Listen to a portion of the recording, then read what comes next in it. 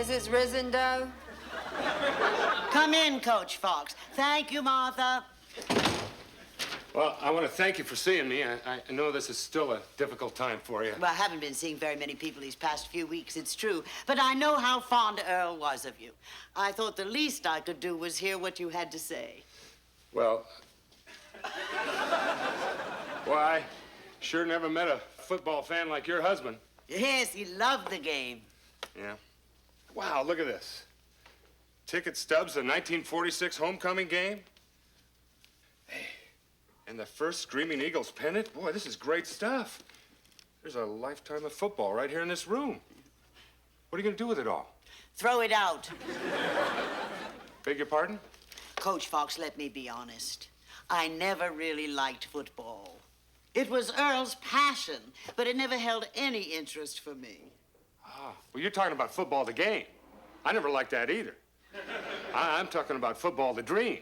See, I'm here to talk about my kind of football. More importantly, I am here to talk about Earl's kind of football. Will this take long? Just a couple of minutes, I think. It's just that I'm meeting the head of the medical center at 3. Well, geez, I'm glad I didn't hit any traffic then.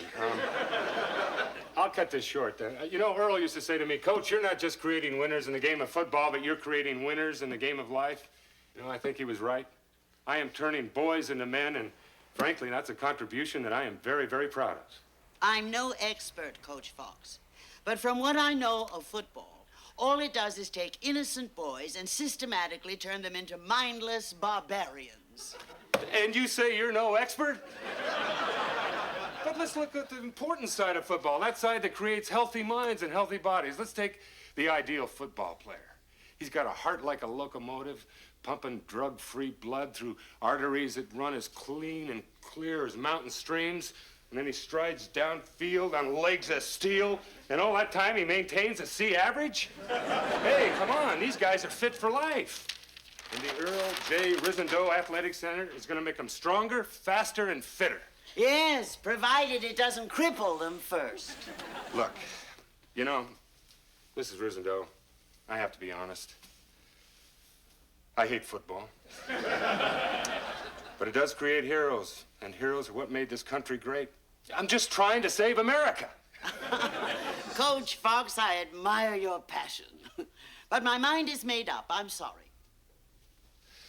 No, I guess I should be the one apologizing, Miss Risendoe. I think it was a mistake to come at you with all this stuff, with Earl's passing still so recent and everything. I know you got other things on your mind. I'm fine, Coach Fox, really. Well, whatever.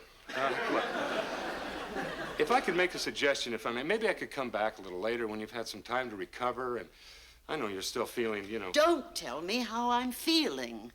You have no idea how I feel. Well, I think I may have some idea of how you feel. I mean, I don't want to diminish your loss or anything, but, I mean, I know I've lost people close to me. Someone as close as a spouse? Well, in all honesty, yes. You've lost your wife? Yes. I'm sorry. I had no idea. Yeah, well, it wasn't something I really intended to talk about, you know. You'll have to forgive me for lashing out at you. I guess I'm not coping with this as well as I thought I was. Oh, no. I think you're doing wonderfully. Well, losing her must have been a shock. No, we pretty much saw it coming. Do you have time for me to just share one small story with you? Please. Well, you know, Beth, that was my wife. Beth and I had a daughter while we were still together, and Beth had a wish.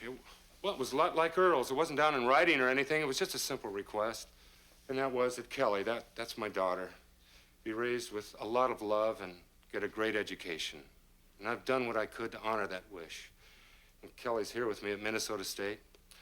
And I can guarantee you, Miss Risendoe, that Beth knows that Kelly is right here with her dad. And I can assure you of something else, Mrs. Risendoe, that if you go ahead and build this athletic center, Earl is going to know that you honored his wish. And every time you pass it, you know, maybe you'll feel that just a little part of Earl is right here with us. Coach Fox, you disarm me. I think I'm beginning to see why Earl was so fond of you. I tell you what I'm going to do. I'm going to think over what you said, and perhaps we can reach some compromise. Why don't you join me for dinner tomorrow night, and we'll discuss it further. Oh, thank you. That would mean a lot to me. I'll see you at 7. All right. Oh, don't forget your sketch. Well, why don't I leave that with you?